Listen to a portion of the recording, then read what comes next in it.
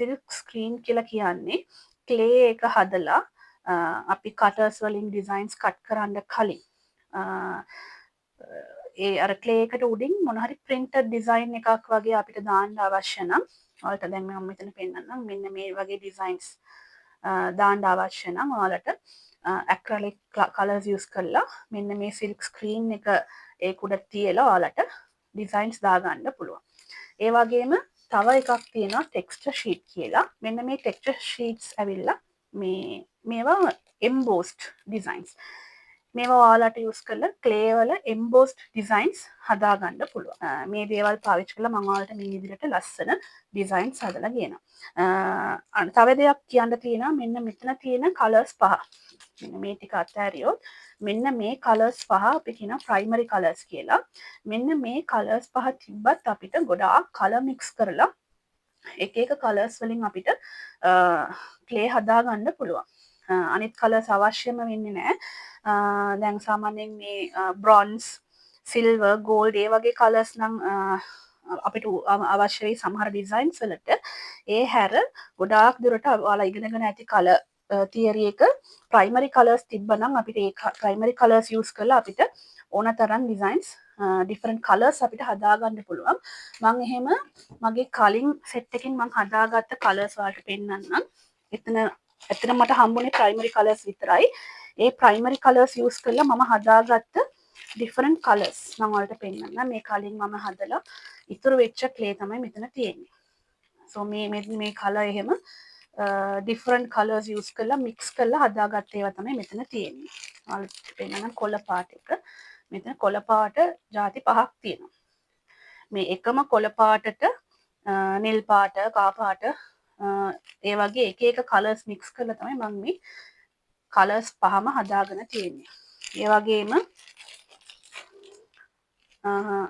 මේවා කරලා කලින් designs හදලා ඉතුරු වෙච්ච colors මම ඉස්සෙල්ලාම පාවිච්චි කරන්නේ මේක ඉවර කළා තමයි අලුත් ඒවා මම open කරන්නේ.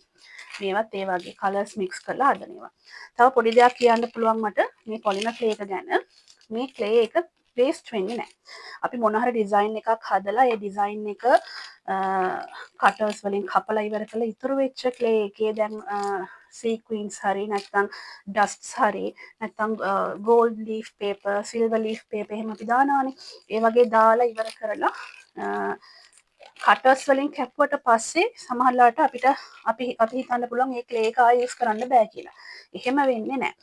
ඒ clay එක අපිට ආයෙ condition කරලා වෙන අලුත් design එකක් හදාගන්න පුළුවන්.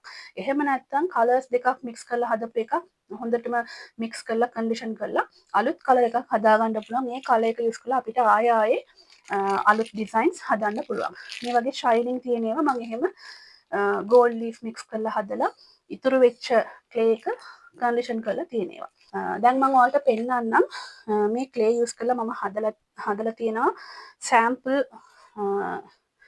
items ටිකක්. මම ඒ ටික ඔයාලට පෙන්නන්නම්. මෙන්න ඔයාලට පේනවා මේක. මෙන්න මේ earring මේ tassels දෙක. මේක green, orange, yellow කියන color mixing එකේ කරලා sand paper එකකින් polish කරපු set එකක්. ඒ හැර තව තියෙනවා මේක gold leaf දාලා orange color එකට design එක දාලා gold leaf වලින් print කරපු pendants වගේක්. මේක මම print කරලා ඔක්කොම bake කරලා ඉවර කරලා මම ඒකට resin දාලා final touch එක දීලා තියෙනවා. ඒ වගේම මේකත් තව ලස්සන terrazzo style එකකින් එන earrings දෙකක්, tassels දෙකක්. ඊළඟට මේක gold dust, beads ඒ වගේ දේවල් දාලා හදපු ලස්සන tassels දෙකක්. ඊළඟට මේ දෙක මේක patchwork එකක් වගේ හදලා ඒකින් emboss කරපු leaves වගේ අරගෙන හදපු design එකක්. මේවා මම කලින් හදපු ඒවා samples හදලා තිබ්බේ. මම කලින් ගත්ත clay වලින් හදලා බලන්න samples ගත්තා. මෙන්න මේ වගේ ලස්සන designs ඔයාලට හදන්න පුළුවන් මෙන්න මේ clay වලින්. ඒත් එක්ක මම ඊයේ නිකන් හදලා බැලුවා මේ වගේ ලස්සන studs. ඒක තාම වේල්ලා නැහැ. මේ මම අලලා තියෙන stud base එක. ඒක තාම වේල්ලා නැහැ. මම ඊයේ රෑ මේක හැදුවේ. ඒ හදන වීඩියෝ එක මම ඔයාලට පෙන්නන්නම්. අපිට ඩිෆරන්ට් කලර් මික්ස් කරලා හදන්න පුළුවන්. මේවා වලින් මික්ස් කරලා හදනකොට මාර ලස්සනයි. මේ ටික තමයි මට කියන්න තියෙන්නේ oven bake polymer clay එක ගැන. මම brief introduction එකක් ඔයාලට දුන්නා. ඔයාලා මේ clay එක ගන්න කැමති නම් මගේ WhatsApp number එකට message එකක් දාන්න. මෙතන තියෙන colors ඔයාලට මිලදී ගන්න පුළුවන් මගේ. ඒ වගේම මෙන්න මේ size එකේ translucent packs තියෙනවා. ඒ වගේම white ලොකු packs උත් අපි ගාව තියෙනවා. ඒවත් ඔයාලට අපෙන් මිලදී ගන්න පුළුවන්. හරි. මම තව වීඩියෝ එකකින් ඔයාලව හම්බ වෙන්න එන්නම්. කොහොමද මේවා වලින් ලස්සන ජුවලරි අයිටම්ස් හදන්නේ කියලා. එතකම් හැමෝම පරිස්සමින් ඉන්න. බයි.